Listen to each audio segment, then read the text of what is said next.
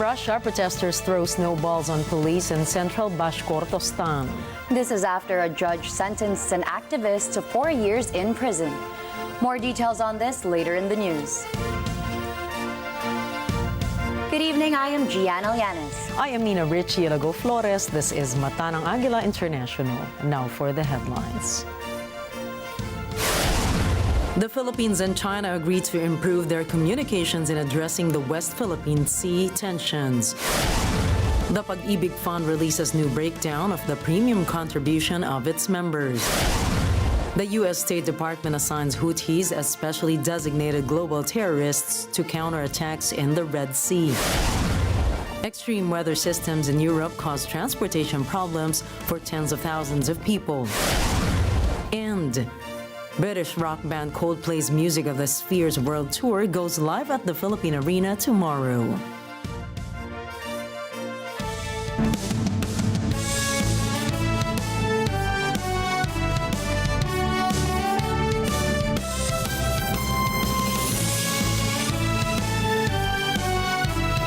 Las Vegas, Nevada, España, Paris, France, United Kingdom, Washington, D.C., London Bureau, Papua New Guinea, in New York, Washington, D.C. Mata ng Agila, Mata ng Agila, Mata ng Agila International. Trusted, connected, on point.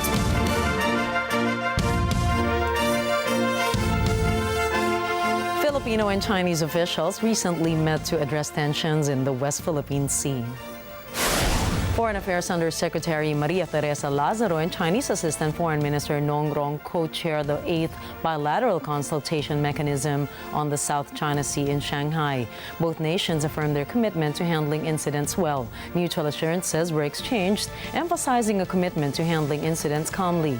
The two officials also pledged to enhance maritime communication, streamlining interactions between foreign ministries and coast guards for better cooperation. They also agreed to initiate talks on possible academic exchanges in marine scientific research between Filipino and Chinese scientists.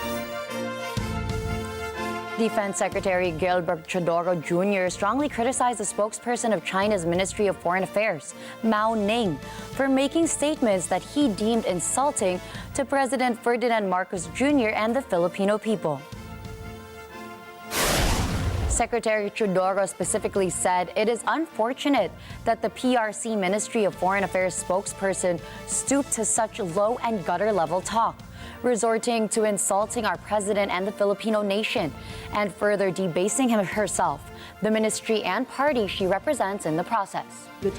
His rebuke came in response to Mao Ning's warning to President Marcos against playing with fire after extending his congratulations to Taiwan's President-elect Lai Ching-te. 台湾地区选举结果改变不了两岸关系基本格局和发展方向，阻挡不了中国终将统一也必然统一的大势。我们正告菲方，不要在台湾问题上玩火，切实恪守一个中国原则和中非建交公报，立即停止在涉台问题上的错误言行，停止向台独分裂势力发出任何错误信号。 Mao had also suggested that President Marcos should enhance his understanding of the political status dispute concerning Taiwan, a region claimed by Beijing. Despite deeming Mao's remarks as unfortunate, Secretary Chodoro noted that they were not entirely surprising, given the contrasting perspectives of the Chinese government compared to that of a democratic society. According to a survey conducted by the social weather stations, nearly half, or 47% of Filipino families describe themselves as poor in the last quarter of 2023. This figure showed minimal change from the 48% reported in September of the same year.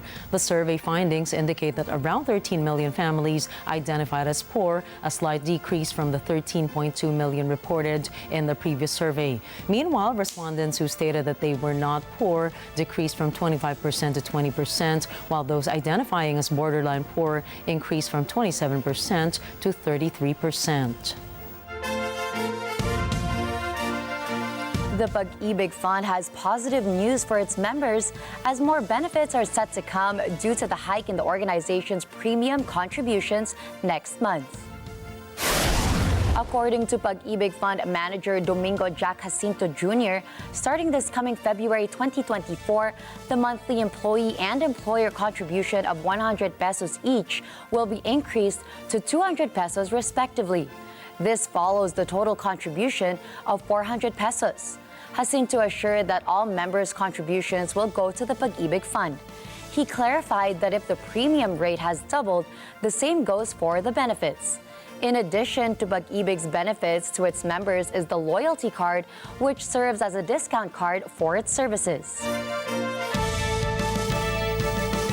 The Land Transportation Office has announced that it will arrest and impound unconsolidated utility vehicles, or PUVs, starting on February 1.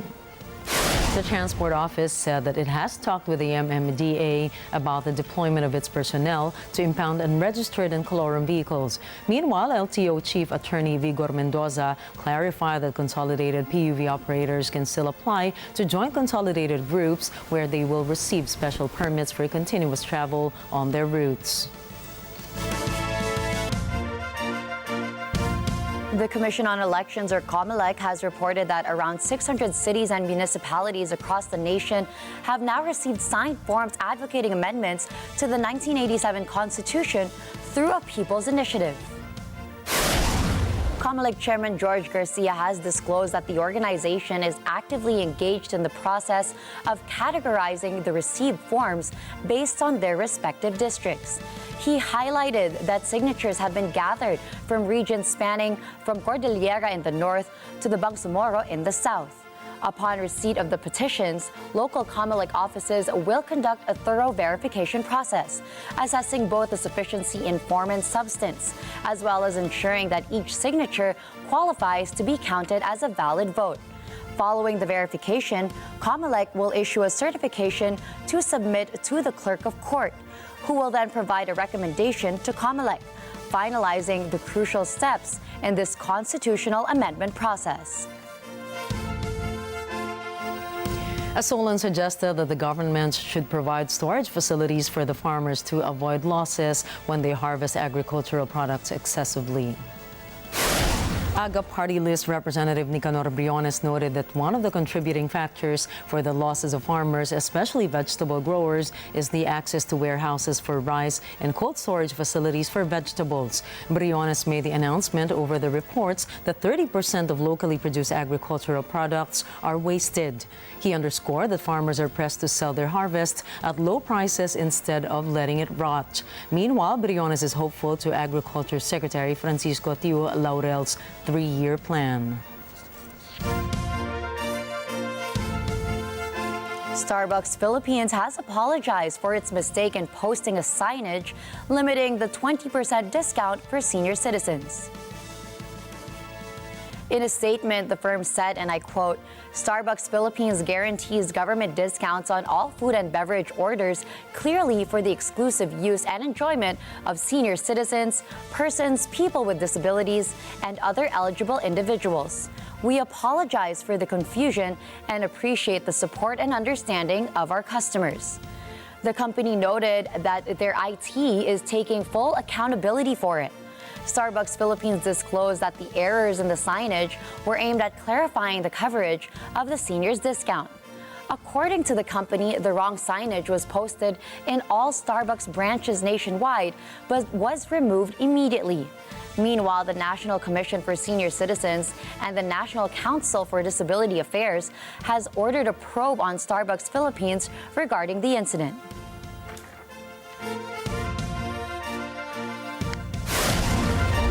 Coming up, a Singapore minister has been slapped with a rare corruption charge.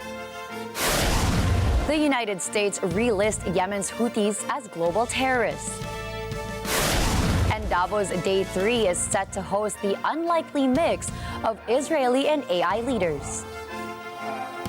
Stay tuned, Mata ng Agila International will return for more global news.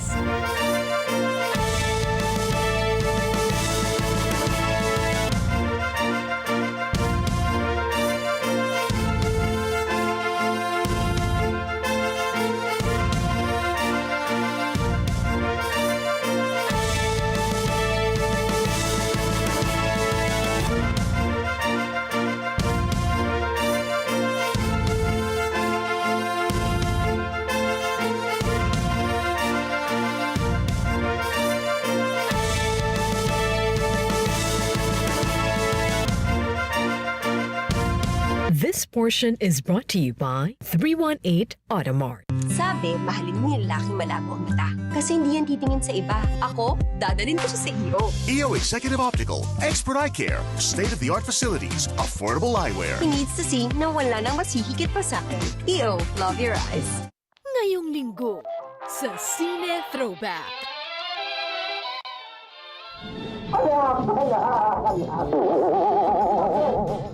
Tatay mo ba yung kabit-kabit?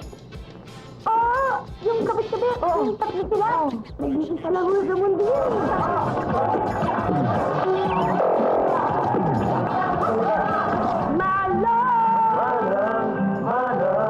Ma-endless love. Ngayong linggo, alas 12 ng tanghali. Dito lang sa Net 25. Let's get together sa Net 25. Sa Net 25.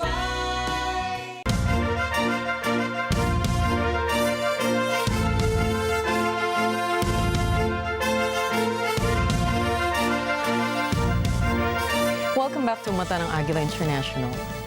Singapore's former Transport Minister Subramaniam Iswaran has been charged in court for graft. He was arrested in July last year and alleged to have received kickbacks amounting to $286,181 from property tycoon Ong Beng Seng.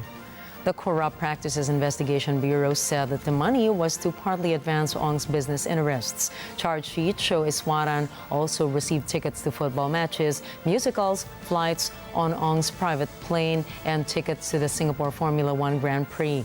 Iswaran pleaded not guilty to 27 charges, including obtaining gratification as a public servant. He also quit his post in the government, saying that he will now focus on clearing his name. Legal experts say if convicted, Iswaran could be fined up to 100,000 Singaporean dollars or face 7 years in prison. Taiwan's Ministry of Defense has detected 24 Chinese military aircraft and 5 naval vessels patrolling dangerously close to their shared median line in the Taiwan Strait. In a post on the social media platform X, Taiwan's Ministry of Defense published, and I quote, 24 planned aircraft and 5 planned vessels around Taiwan were detected today. 11 of the detected aircraft had crossed the median line of the Taiwan Strait or entered Taiwan's SWN North Abyss. ROC armed forces have monitored the situation and tasked appropriate forces to respond. A few days ago, one Chinese balloon was detected crossing the median line of the Taiwan Strait at approximately 21,000 feet above sea level, but later on disappeared. Taiwan witnessed a political change occur with Beijing last week when Lai Ching-te of the Democratic Progressive Party won the presidential polls, driving the possibility of amicable bilateral relations further away. Ukrainian President Volodymyr Zelensky said that some of the Russian assets seized by World Bank should be used to rebuild Ukraine. The G7 group, however, is considering taking only the rise in value and interest since 2020 when the assets were frozen. President Zelensky insisted that all of the money should be used. Europe's central bankers, on their part, are skeptical of the legal basis of using frozen Russian assets to fund Ukraine, as it could undermine global financial stability. Pakistan has initiated retaliatory strikes against militants in Iran in response to attacks by Tehran targeting sites within Pakistan's borders, which were allegedly associated with a religious extremist group.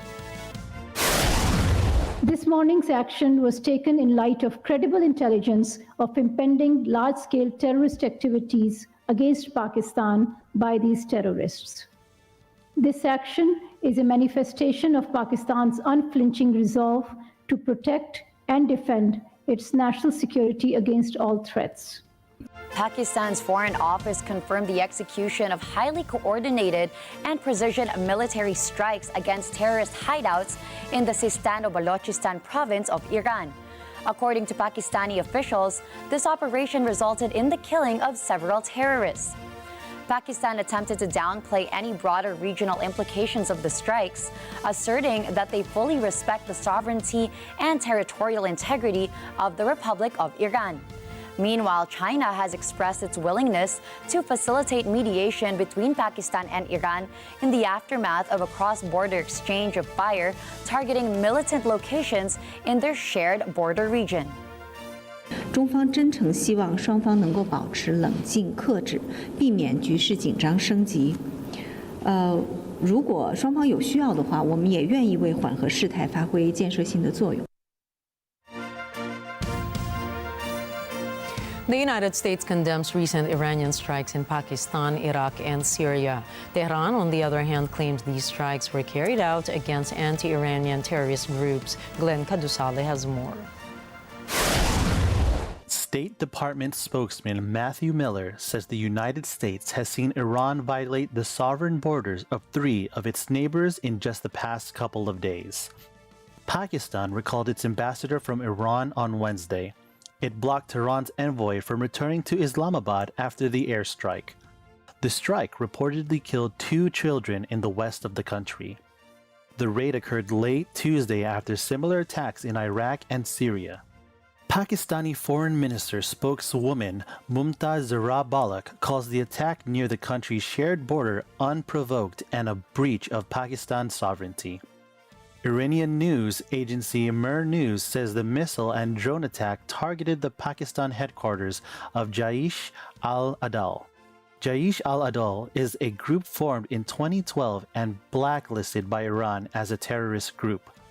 The strikes come as the Middle East has been rocked by the Israel-Gaza crisis and attacks by Yemen's Iran-backed Houthi rebels on ships in the Red Sea. I think it is a little rich for, on one hand, Iran to be the leading funder of terrorism in the region, the leading funder of instability in the region, and on the other hand, claim that it needs to take these actions to counter terrorism. Glenn Kadusale for Mata ng Agila International. Trusted, connected, on point. The U.S. State Department has assigned the Yemen-based Houthis as specifically designated global terrorists, or SDGT.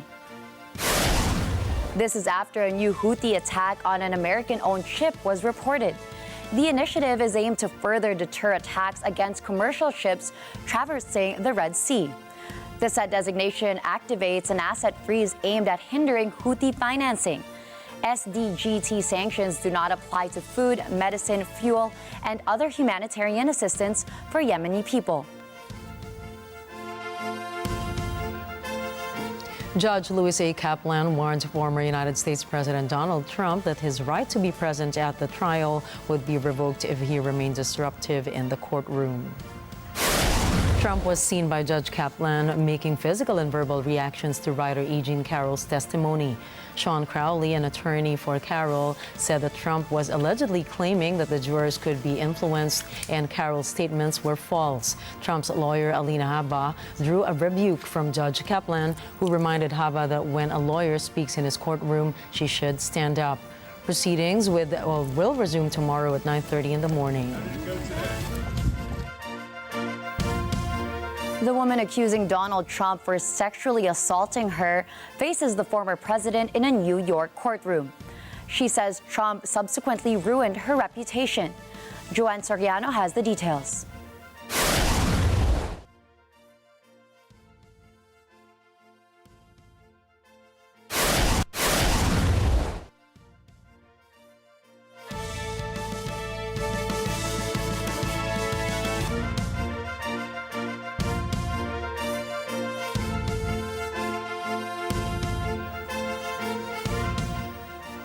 Donald Trump Jr., the son of former U.S. President Donald Trump, hinted at potential political aspirations during a recent campaign event in Iowa, especially aiming for the 2028 elections.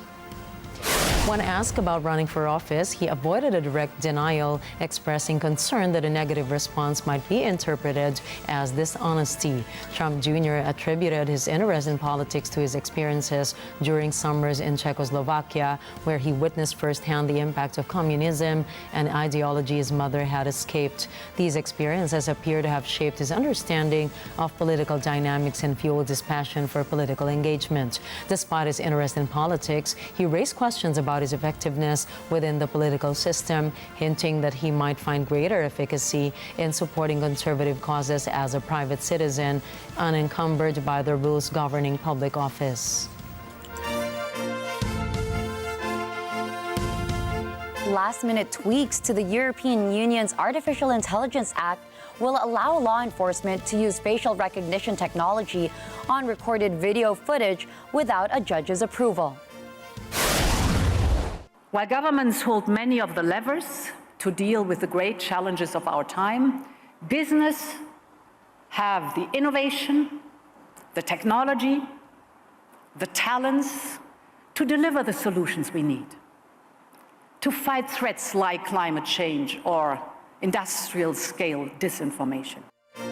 This measure was met with much resistance, because this means that the AI rulebook would effectively be going further than what was agreed by the 3 EU institutions. The German member of the European Parliament said the final text of the bloc's new rules on artificial intelligence was an outright attack on civil rights and could enable irresponsible and disproportionate use of biometric identification technology, even going as far as to compare the policy to the authoritarian state such as China. The wording also made it to the full legal text, which the Spanish Council presidency put together on December 22. The current presidency of the EU Council, held by Belgium, is working with Parliament to finalize bits of interpretive text known as recitals. In early December, the EU agreed on a pioneering artificial intelligence rulebook to enforce wide-ranging binding rules on the use of the emerging technology.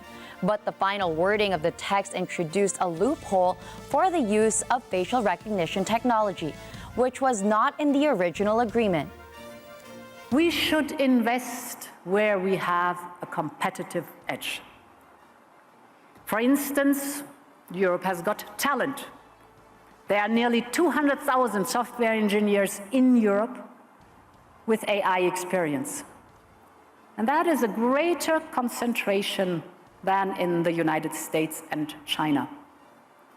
And our continent also has a huge competitive edge when it comes to industrial data.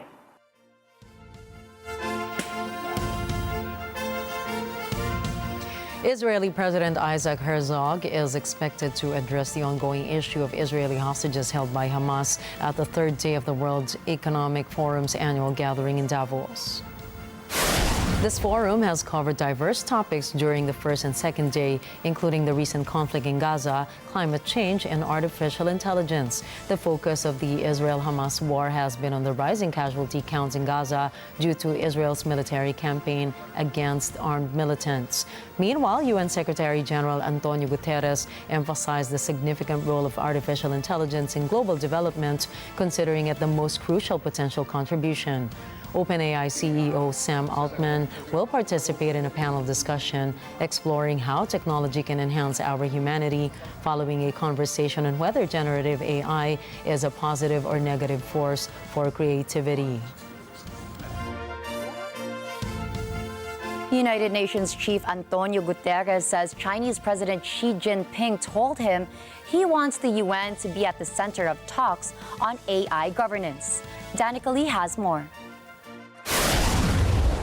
On the sidelines of the World Economic Forum in Davos, Switzerland, UN Chief Antonio Guterres says China's Xi Jinping told him that the UN should be at the center of the AI governing process.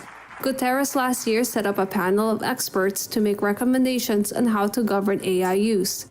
AI is the technology Guterres has warned presents dangers and risks. There are several initiatives at the international level on how to tackle AI. The UN panel, however, is the largest. The UN has 193 member states. The panel delivered an interim report in December, which recommended 5 guiding principles. They include inclusivity, public interest, and international law. Danica Lee from Matano Agila International, trusted, connected, on point.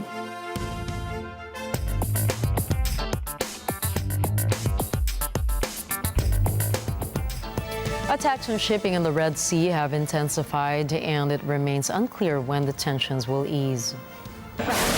But with the recent involvement of the United Kingdom and the United States, sources claim the Houthi group will escalate their attacks in the Red Sea. The continued tensions would likely disrupt commercial shipping, and more shippers will reroute around southern Africa. Economist Ano Kunanathan says attacks on commercial and military vessels in the Red Sea by Houthi rebels could potentially weigh on the economy. Alors, les répercussions immédiates, elles sont doubles. La première, c'est que vous avez un allongement, tout simplement, des temps de livraison de tout ce qui nous vient de fournisseurs asiatiques vers l'Europe. Donc, il faut savoir qu'en moyenne, il faut compter une dizaine de jours de plus de transit lorsqu'on contourne par l'Afrique plutôt que de passer par le canal de Suez. Donc ça, c'est le premier. Kuhanathan also points out that the second impact of the Red Sea crisis is on the prices. He says transport prices of containers from Asia to Europe have tripled since the end of November. Despite the soaring prices, the expert economist believes this does not necessarily mean that this price increase will be fully passed on to consumers. He says that with less sustained demand, particularly for energy, the impact of the crisis is still limited unless the Red Sea crisis is prolonged. Aujourd'hui, ce qui se passe, c'est que, notamment sur le prix du pétrole, étant donné que le contexte de demande est beaucoup moins soutenu qu'il a pu l'être durant les 2 dernières années, les prix continuent d'être relativement modérés, ou en tout cas continuent d'avoir une dynamique pas forcément inflationniste, mais il faut garder en tête que si cette crise venait à se prolonger, à s'étendre, le prix de l'énergie pourrait être impacté, et d'autres...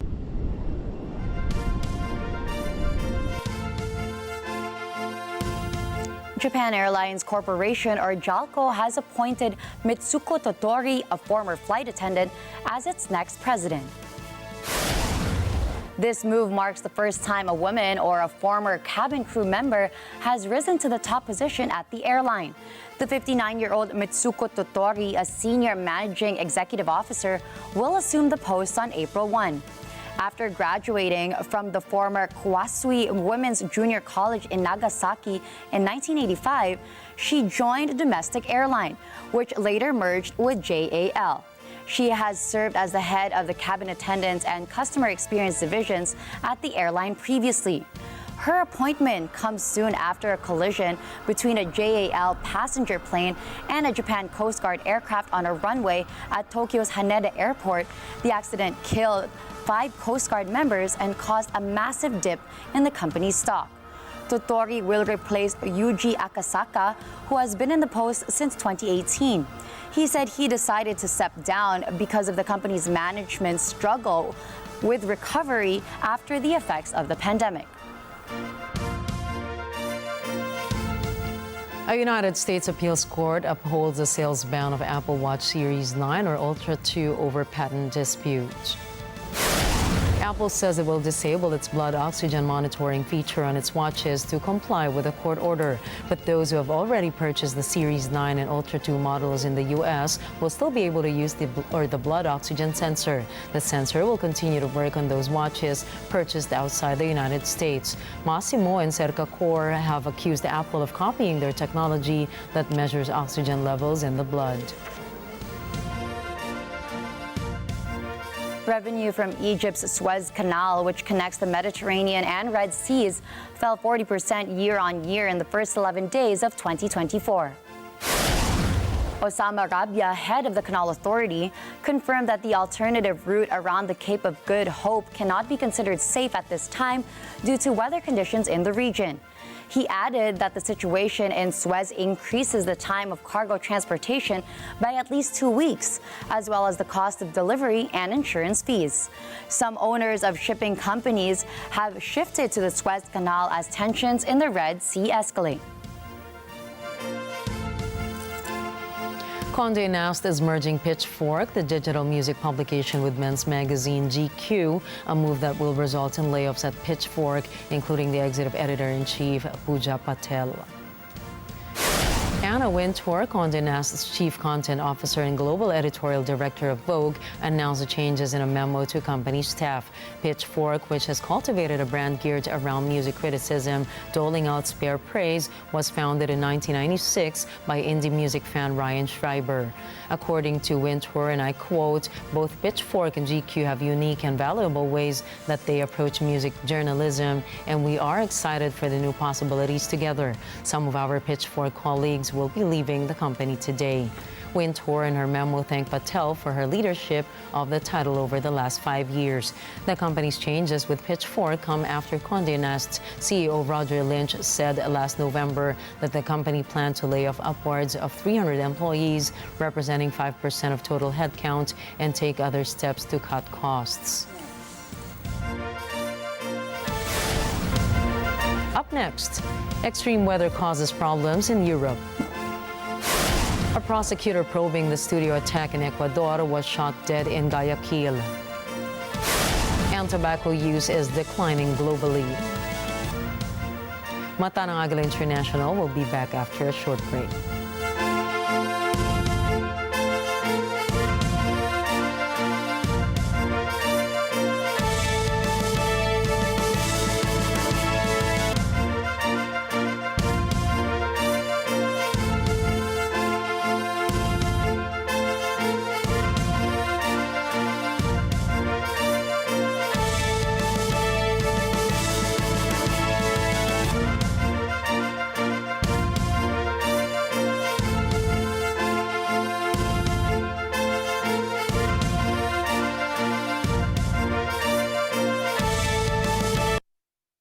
This portion is brought to you by Robic Builders. Ako si Lolo Ever. At ako si May. Ang aking forever. Si Lola May na passionista. Loves ko kahit ang tapang niya. Hoy Ever, loves din kita. Naligo ka na ba? Si Ever for me. At si May forever. Oh, nasan ba yung last will and testament na sinasabi mo? Akin na, basahin natin. Kailangan yung magkakapatid na mag-stay dito sa bahay niya hanggang sa matupad ninyo ang lahat ng habilin niya. Wala nang umigo sa mga niluluto mo kasi hindi naman masarap. Oy, excuse me. Tigil nga kayo! Kaldero lang, ipupag ko sa ulo niya yan. Kailangan ko ang pera, kaya kailangan mo magbayad ng utang mo. Brief mo ba to? Ano masama? Abay, kumonti ko na itong nakuha kanina para ipunas sa mukha ko. Yun lang naman ang masama. Parang gusto kong hatiin itong bahay. At walang tatawid sa linya na yon. Okay. Oh, malinaw. Malinaw. Let's get together. Sunday 25. Sunday 25. This portion is brought to you by North Luzon Express Terminal.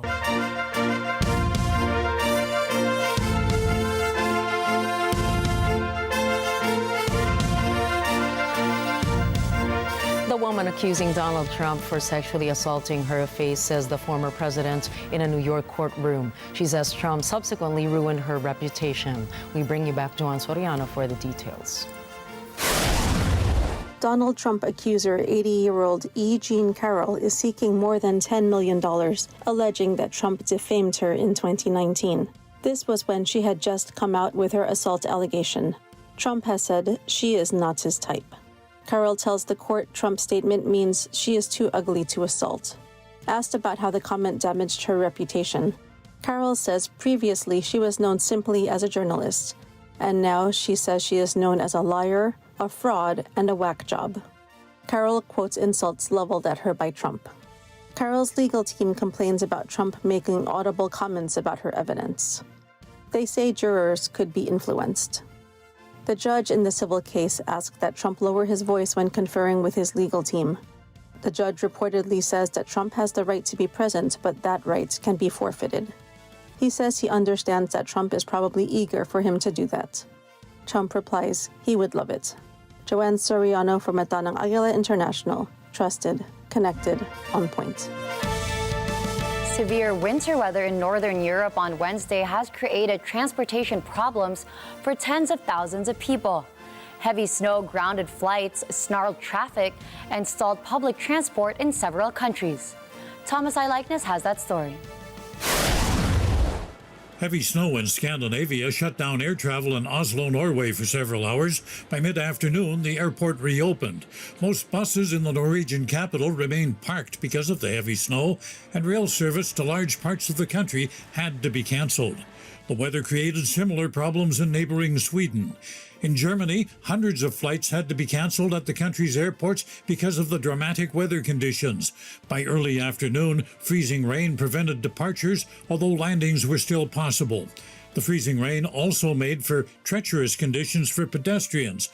While kids had fun sliding on the slippery streets like you see here, adults gingerly navigated their way on ice-covered sidewalks. In some parts of Germany, the weather prompted school closures. Ice and snow stalled traffic in northern France. On this highway, drivers found themselves waiting for more than 2 hours before traffic got moving again. And while the weather created problems for many, the snow didn't bother everyone. In Brussels, tourists seemed to embrace it. American Tiffany Tran says she and others from the U.S. found it delightful. We didn't expect to have to see the snow, but I mean, it's just amazing.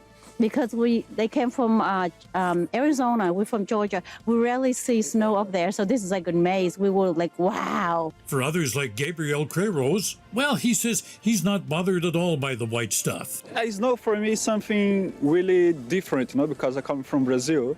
And I really enjoy it, and something good. It's different from, most of the things. But when you come from a tropical country, weather like this can be somewhat daunting. Gisela Nerfauzi is from Indonesia, and she says the snowstorm caught her by surprise. Not what I expect, but it's still beautiful. Yeah, it's so cold for me. By the weekend, things should moderate in Europe. There is milder weather in the forecast, but you know what they say? Whatever the weather, we'll weather the weather, whether we like it or not. Thomas I. Likeness from Atanang Agila International. Trusted, connected, on point. An explosion Wednesday at a fireworks factory in central Thailand has claimed at least 23 lives. The blast occurred around 3 p.m. local time near Sala Township, about 100 kilometers northwest of Bangkok. Anna Kui has the report. The blast completely leveled the Thai factory. There is no indication of what may have caused the explosion. However, officials are investigating. They say the factory operated legally with valid licenses. Police say the nearby area had not been damaged. Officials have sealed the surrounding area and have begun identifying the bodies. A police official says on average 20 to 30 people worked at the factory every day. Explosions at workshops producing firecrackers and other pyrotechnics are not uncommon in Thailand. At least 10 people died after an explosion in a fireworks warehouse in the southern province last year. The blast was believed to have been caused by welding during construction work on the building, and police later sought the owners on charges of negligence. Anna Kui from Atanang Agila International, trusted, connected, on point. Protesters and riot police clashed in a small town in Russia's central Bashkortostan, leaving some people injured on both sides. The trouble started after a judge sentenced an activist to 4 years in prison. Bruce Balmayo has the details. Street protests are rare in Russia, which has clamped down on dissent since launching its military offensive in Ukraine. On Wednesday, crowds of men in the town of Baimak braved minus 20 degrees Celsius temperatures and fought with riot police. The protest started after a court in the town of around 17,000 sentenced eco-activist File Alsyanov to 4 years in prison for inciting hatred. Alsyanov is accused of making a racist comment in a speech to a village council meeting against gold digging. He insists his words had been mistranslated from the Bashkir language. The independent OVD Info Rights Group, which monitors protests across Russia, says police used tear gas to disperse the demonstrators and that dozens had been detained. The investigative committee says it has opened a criminal case into mass rioting, a crime that carries a maximum penalty of 15 years in prison. It is also investigating a case for violence against a public officer, punishable by up to 5 years in prison. Bruce Bameo for Mata ng Agila International, trusted, connected, on point. Thousands of people in Germany have demonstrated in recent days against right-wing extremism and the far-right AfD party. The protests have been sparked by allegations that the party has plans for the mass expulsion of foreigners. Jay Suarez has the details. The latest marches took place in Cologne Tuesday evening, where 30,000 people voiced their concern over the party's plans, which many say echo Nazi policies of the 1930s. The demonstrations came after allegations by a German investigative media report that AfD officials met with Martin Sellner, a leader of Austria's white pride identitarian movement. According to the report, Sellner had presented a plan to reverse the inward migration of foreigners and remove migrants and asylum seekers instead. Identitarian movement subscribes to the Great Replacement conspiracy theory that claims that there is a plot by non-white migrants to replace Europe's native white population. The report created a shockwave in Germany at a time when the AfD is polling between 21 and 23% nationally in terms of voting intentions. The party has more than 30% support in some parts of the former East Germany, where regional elections are due to be held later this year. Jay Suarez for Mata ng Agila International. Trusted, connected, on point. The prosecutor investigating a dramatic armed assault by gangsters on live television in Ecuador has been shot dead.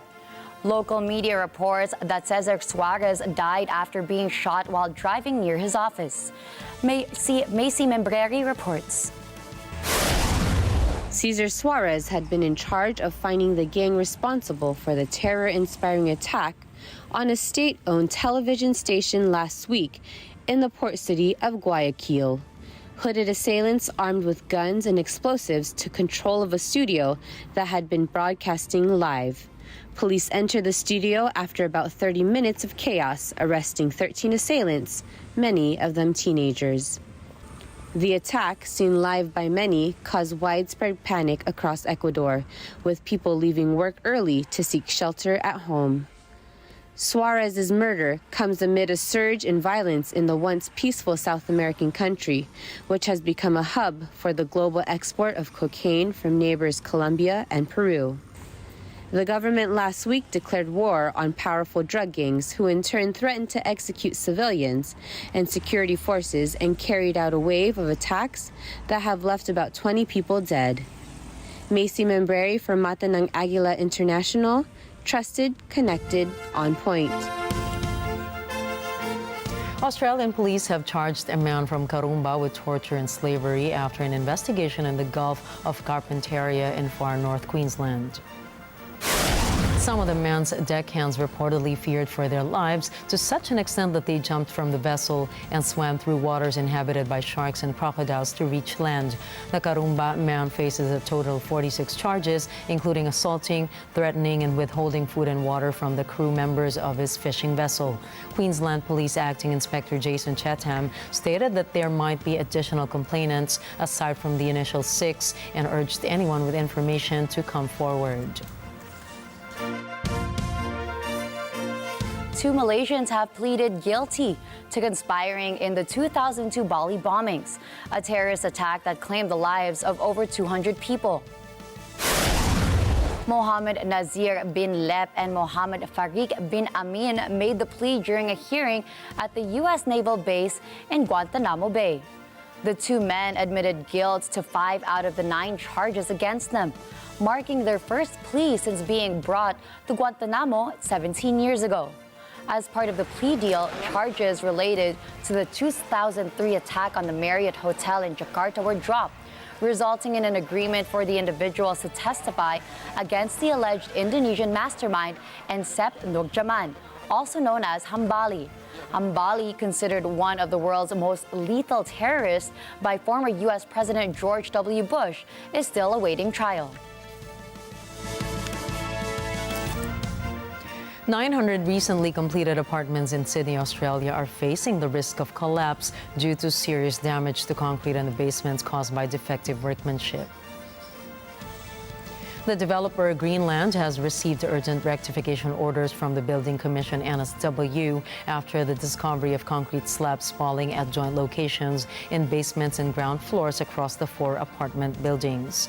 This falling of concrete refers to the chipping, cracking, or flaking of the material, which in this case poses a risk of failure to the basement slab, potentially leading to the building's destruction. Greenland has been given 14 months to complete the necessary rectification work. Meanwhile, the Building Commission reassured residents that there is no immediate danger as the defects pertain to the long-term durability of the basement levels rather than an imminent safety risk to those living in the apartments.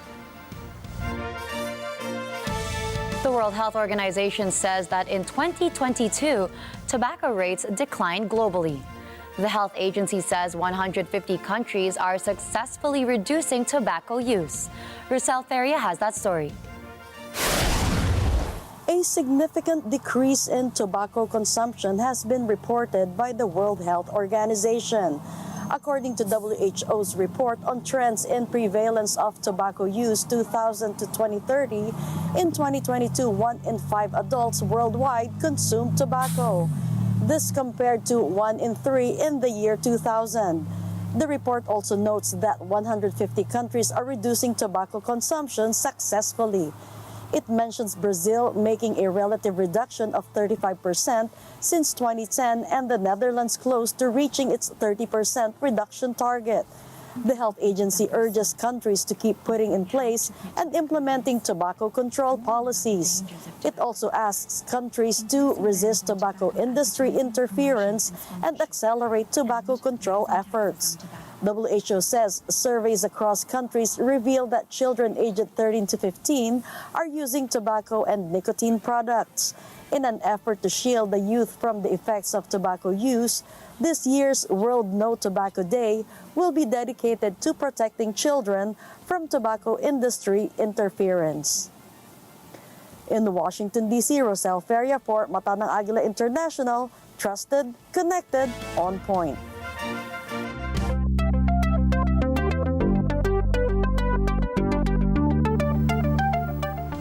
Samsung has released its latest Galaxy smartphones with AI features in a bid to win back its throne as the world's biggest phone seller from Apple.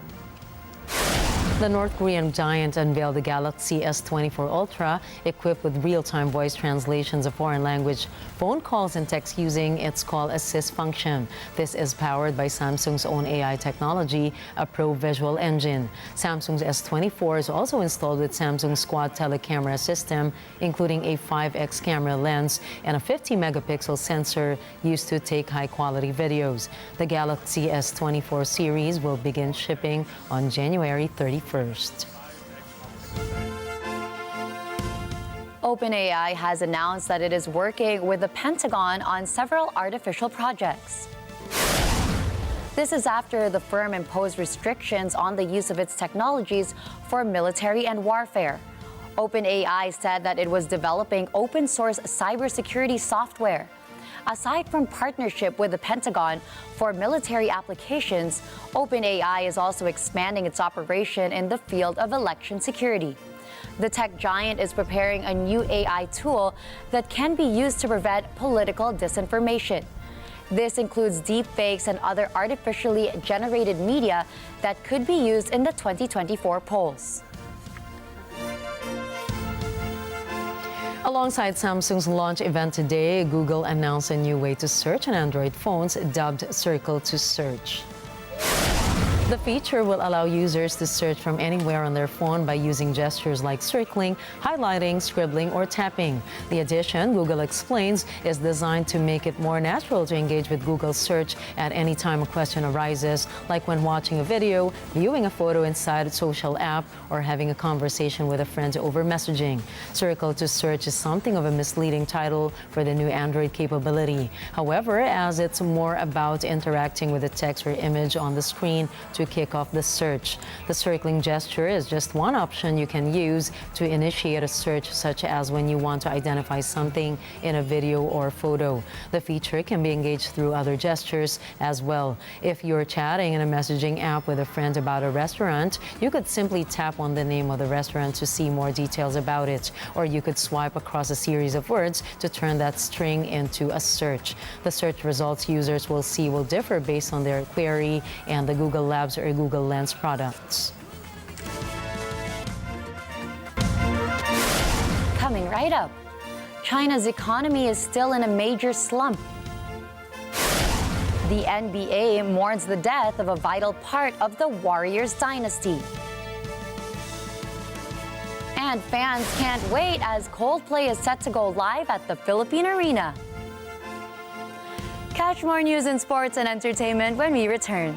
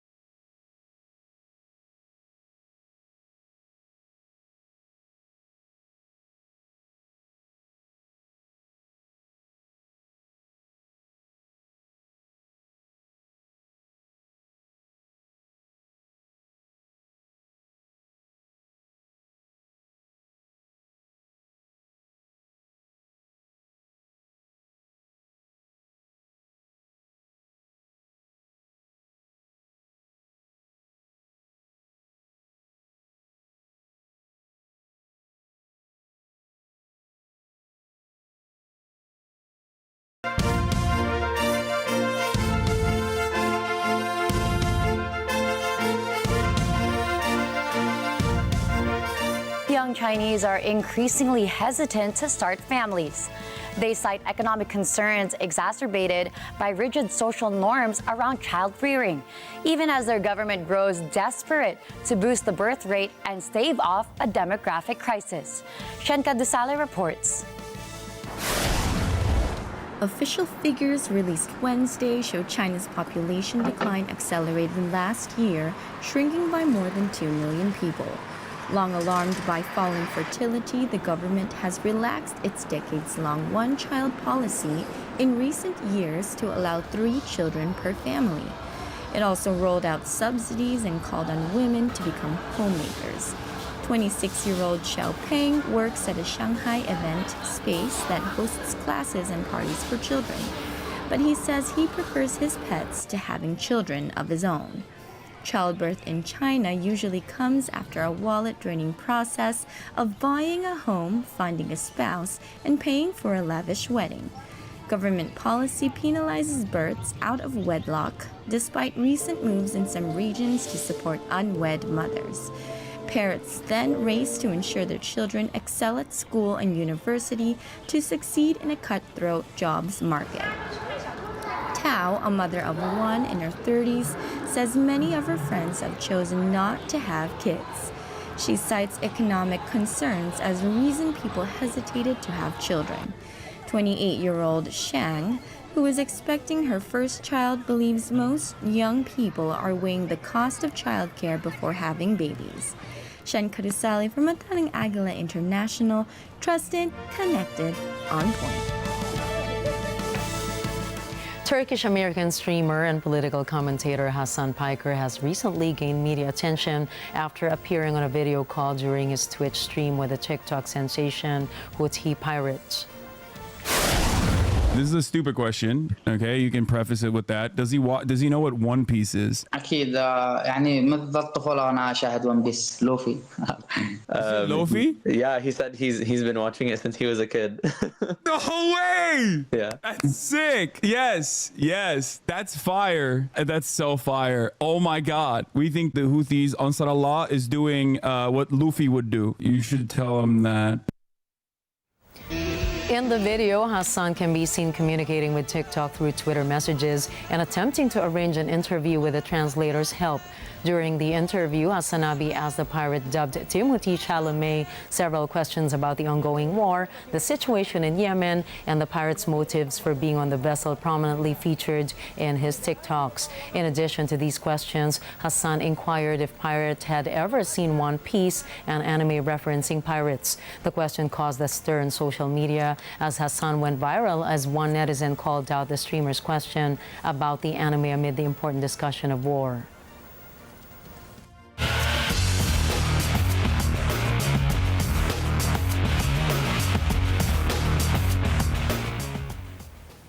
Dejan Milojevic, an assistant coach for the Golden State Warriors, died unexpectedly from a heart attack.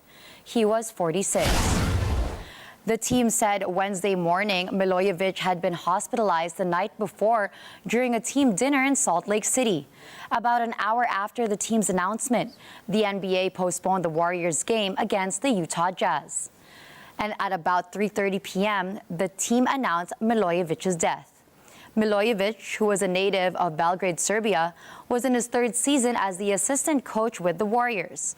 Before that, he spent one season as the head coach of the Budućnost team in the Adriatic Basketball Association League in Montenegro. Additionally, he was the head coach for the Mega Basket team in Belgrade for 8 years and participated in summer leagues for the Atlanta Hawks, San Antonio Spurs, and Houston Rockets. Milojevic is survived by his wife, Natasa, and his children, Nikola and Masa.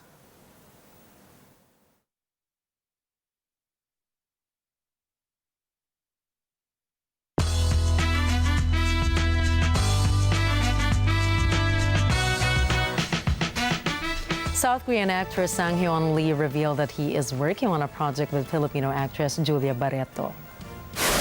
On his Instagram stories, the 27-year-old actor, who rose to fame through the Netflix teen drama XO Kitty, posted a photo with Barreto with the hashtag Secret Project written on it. Barreto then reposted the photo on her Instagram stories, attaching a finger heart emoji to the post. Lee has been in the Philippines for the past few days, posting photos and clips of himself eating street food and other local meals. Lee gained popularity through XO Kitty, a spin-off of the To All the Boys I've Loved Before film trilogy, where he plays Min Ho, a flirty and stylish student who develops romantic feelings for the protagonist Kitty's Song Kovi. Fellow Coldplay fans, just one day to go. Are you ready to jam with the British rock band Coldplay? Tomorrow, January 19, marks the comeback concert of the band in the country, entitled Music of the Spheres. Join us as we are serenaded by the beautiful voice of Chris Martin, accompanied by guitarist Johnny Buckland, bassist Guy Berryman, drummer Will Champion. Known for their hits like Yellow, Viva la Vida, Him for the Weekend, Paradise, and Fix You, their wide range is sure to make you sing, dance, laugh, and cry the whole way through. Meanwhile, NCT 127 will also grace the Philippine Sports Stadium this Sunday. Surely the weekend at the Philippine Arena will be jam-packed as Filipinos once again get to hear the timeless hits of Coldplay and the passionate performances of NCT 127. I can already imagine so many people looking forward to tomorrow and Saturday. Yes, it's so exciting. Yeah.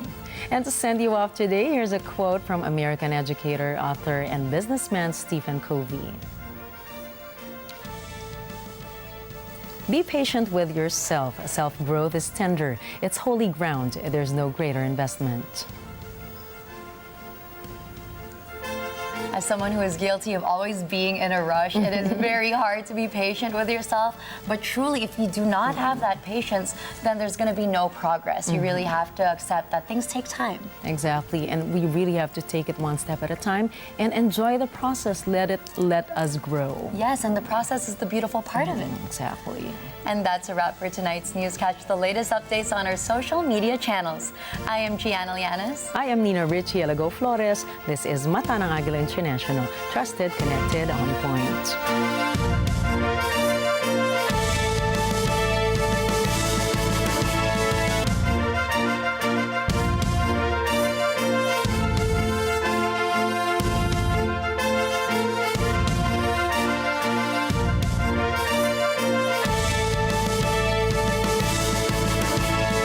Thank you for choosing Mata ng Point with stories from around the globe. Follow, like, and subscribe to